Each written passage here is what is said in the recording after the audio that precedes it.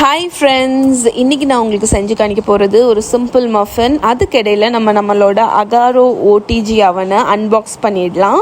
So அவனை நீங்கள் open பண்ணதுக்கப்புறம் உங்களுக்கு அது கூட பேக்கிங் ட்ரே, கிரில் ரேக்கு, அதுக்கப்புறம் ரொட்டிசரி ராடு, அதை ரிமூவ் பண்ணக்கூடிய அந்த ஹேண்டில், எல்லா பேசிக் ஓடிஜியில் என்னெல்லாம் இருக்கணுமோ அது எல்லாமே இதில் கொடுத்துருக்காங்க. இப்போ நான் உங்களுக்கு அவனை ஓப்பன் பண்ணி உள்ளே இருக்கக்கூடிய ஃபீச்சர்ஸ் காணிக்கிறேன். அவனுக்கு உள்ளாடி பார்த்திங்கன்னா நிறைய ஒரு க்ரம் ட்ரே கொடுத்துருக்காங்க கீழே. அதாவது நீங்கள் அவனை ஈஸி க்ளீனப்புக்கு இதை நீங்கள் குக்கி ட்ரேயாக கூட நீங்கள் யூஸ் பண்ணிக்கலாம். குக்கீஸ் பேக் பண்ணுறதுக்கு ஒரு ட்ரே மாதிரி கூட யூஸ் பண்ணிக்கலாம். ஸோ இப்போ சைடில் பார்த்தீங்கன்னா உங்களுக்கு நிறைய அட்ஜஸ்டபிள் ஷெல்ஃப் இருக்குது. ஸோ நியர்லி 1 2 3 4 அட்ஜஸ்டபிள் ஷெல்ஃப்ஸ் இருக்குது. ஸோ நீங்கள் எது பேக் பண்ணணும்னு நினைக்கிறீங்களோ அதை பண்ணலாம். அப்புறம் ஆப்ஷன்ஸ் உங்களுக்கு டெம்பரேச்சர் 230 டிகிரி செல்சியஸ் வரைக்கும் டெம்பரேச்சர் போகுது. அதுக்கப்புறம் கிரில் ஆப்ஷன் இருக்குது, கீழே உள்ள ராட் ஹீட்டிங் இது இருக்குது, அதுக்கப்புறமா டபுள் ஹீட்டிங் இது இருக்குது, ரொட்டிசரி ஃபங்க்ஷனும் இருக்குது. நம்ம பேக்கிங்க்கு எப்போவுமே டபுள் ஹீட் அந்த மோடு தான் செட் பண்ணோம். டைமர் உங்களுக்கு 60 மினிட்ஸ் வரைக்கும் இருக்குது. ஸோ இப்போ நம்ம மஃபின் பண்ணுறதுக்கு முன்னாடி அவனை 180 டிகிரி செல்சியஸ்க்கு ப்ரீ ஹீட் பண்ணிவிட்டு 10 நிமிஷம் ப்ரீ ஹீட் பண்ணிடுங்க. 180 டிகிரியில் செட் பண்ணி இன்க்ரீடியன்ஸ் எல்லாம் மெஷர் பண்ணிடுங்க. ஃபஸ்ட்டு ஸ்டெப்பு நம்ம அவனை ப்ரீ ஹீட் பண்ணியாச்சு. அடுத்து பேக்கிங் ட்ரேயில் மஃபின் லைனர்ஸை போட்டு அதை வச்சுருங்க. இப்போ கேக் ஃப்ளார் பண்ண போகிறோம். கேக் ஃப்ளாரை வச்சு கேக் மஃபின் பண்ணும்போது கேக்கு மஃபின் ரொம்ப சாஃப்டாக வரும். அது பண்ணுறது ஈஸி. 1 கப் மைதா மாவை ஒரு பவுலில் வச்சுருக்கேன். அதுலேருந்து 2 டேபிள் ஸ்பூன் மைதா மாவை ரிமூவ் பண்ணிடுங்க. அதுக்கு பதில் 2 டேபிள் ஸ்பூன் கார்ன்ஃப்ளவரை ஆட் பண்ணிடுங்க. இதை நீங்கள் மிக்ஸ் பண்ணிட்டீங்கன்னா இதுதான் கேக் ஃப்ளார். இதை வச்சு நீங்கள் மஃபின் கேக்கெல்லாம் பண்ணும்போது ரொம்ப சாஃப்டாக ஃப்ளஃபியாக டெண்டராக இருக்கும்.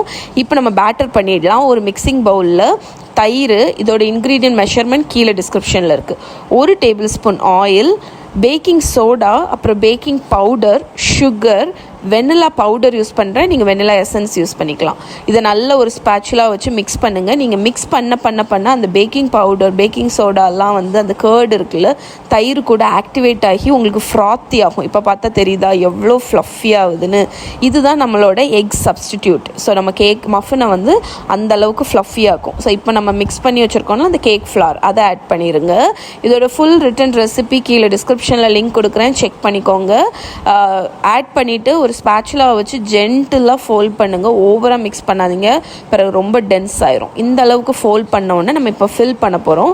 எப்போவுமே ஒரு ஐஸ்கிரீம் ஸ்கூப் உங்கள் மஃபினை ஃபில் பண்ணுறதுக்கு ரொம்ப வசதியாக இருக்கும்.